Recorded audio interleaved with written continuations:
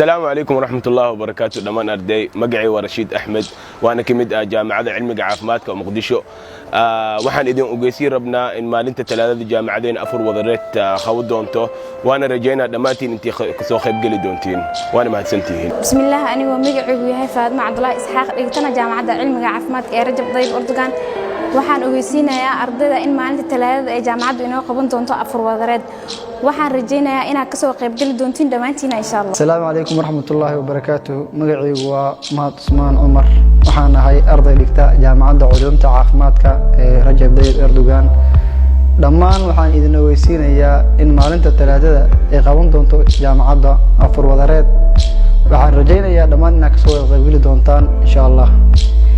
السلام عليكم مجاعي وصابر عمر عبد الله وحنا أرضي دكتور جامعة علمي عافمات كيرد لما أرضي وحويسينا يا إما علم ثلاثة جامعة دينو خمن دونتو أفر وذريت وحرجينا أنا نكسوق بقول دونتان إن شاء الله ما تسمعي.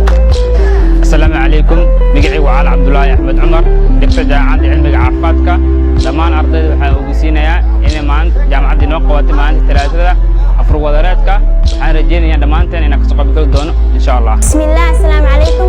magacaygu waa Caashe Ismaan waxaan ahay arday dhigta jaamacadda cilmiga caafimaadka dhammaan ardayda waxaan ogeysiinaynaa in maalinka talaadada ee jaamacadda qaban doonto afur wadareed waxaan rajaynayaa dhammaanteen inaan ka soo wada qayb galno insha Allah. Assalaamu alaykum magacaygu waa Maxamed Cabdiraxmaan waxaan ahay arday dhigta jaamacadda cilmiga caafimaadka ee Rajab Tayyib Erdogan dhammaan waxaan ogeysiinayaa in maalinka talaadada inoo qabatay jaamacadda afur wadareedkii waxaan rajaynayaa dhammaanteen inaad nagala soo qayb gali doontaan waa mahadsantiin.